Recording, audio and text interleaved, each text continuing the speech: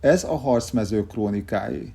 Ha aranylázról hallunk, legtöbben az amerikai vadnyugatra gondolnak.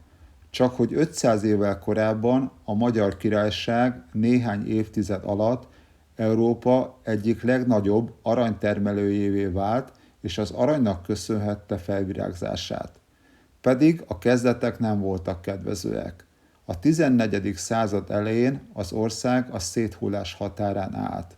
Az Árpád-ház kihalása után az ország nagy részét néhány rendkívül erős főúr uralta, akik saját hadsereget tartottak fenn és pénzt vertek. Földjeiken úgy éltek és uralkodtak, mintha önálló országban lennének.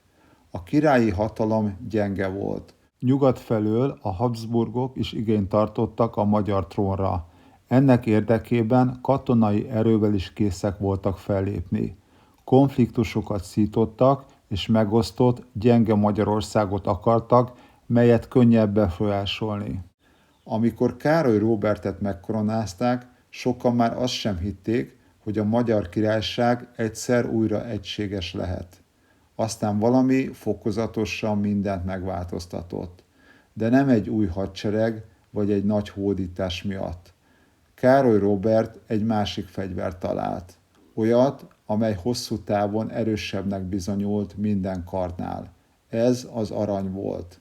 Ha van elég arany, abból lehet hadsereget építeni, várakat emelni, szövetségeket kötni, és egész Európát befolyásolni. Az arany nem csak vagyon, hanem egy ország felemelkedését is szolgálja. A lehetőség pedig ott volt, csak ki kellett használni. A felvidéken és Erdélyben, a föld mélyén hatalmas arany és ezüst lelőhelyek rejtőztek. Ezeket korábban is ismerték, de a kitermelés lassú, veszélyes és szervezetlen volt.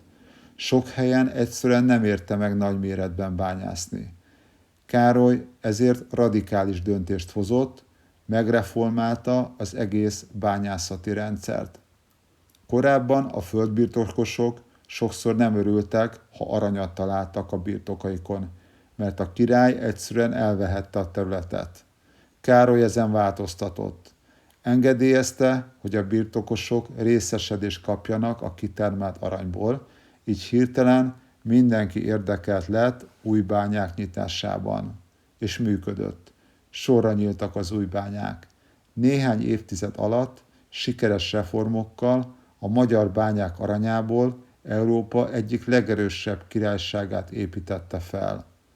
Károly külföldi bányászokat is hívott, főleg németeket, akik fejlettebb technológiát és tapasztalatot hoztak. A bányászat hatására új városok születtek, saját kultúrával, saját szabályokkal, olyan települések, ahol minden az arany körül forgott.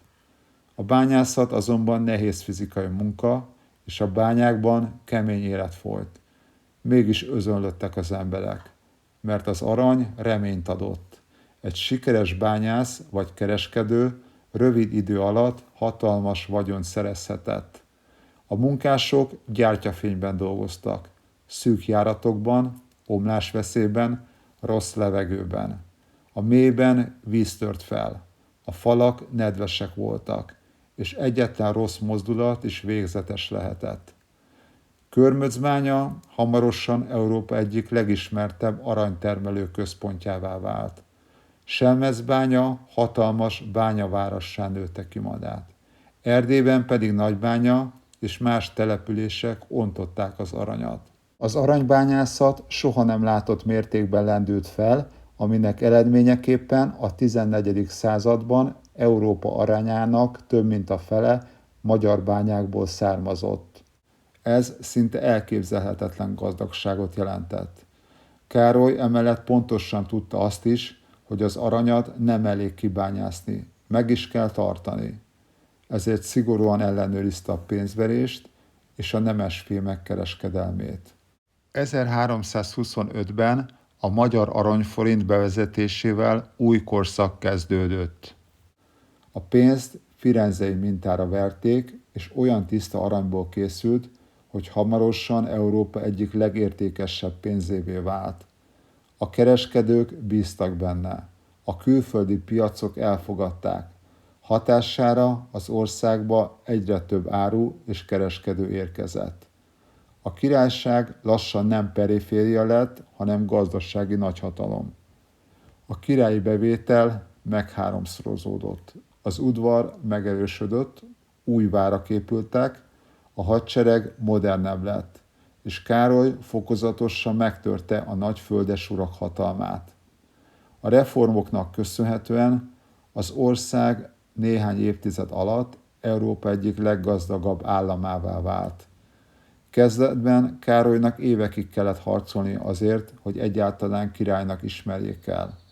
De miközben ellenfelei karddal próbálták megszerezni a hatalmat, ő valami más vett észre: a magyar föld elképesztő gazdagságát. A Magyar Királyság, mely korábban majdnem szétesett, újra erős lett. Amikor Károly meghalt, fia első Lajos már egy gazdag, stabil és befolyásos országot örökölt. Mindez pedig nem tengeri birodalomnak vagy gyarmatoknak volt köszönhető, hanem a hegyeknek, és azoknak az embereknek, akik nap mint nap leereszkedtek a föld gyomrába. Köszönöm, hogy velem tartottál, és ha tetszett, akkor jelezd egy lájkkal. Ha szeretnél hasonló történelmi tartalmakat látni, örülök, ha feliratkozol.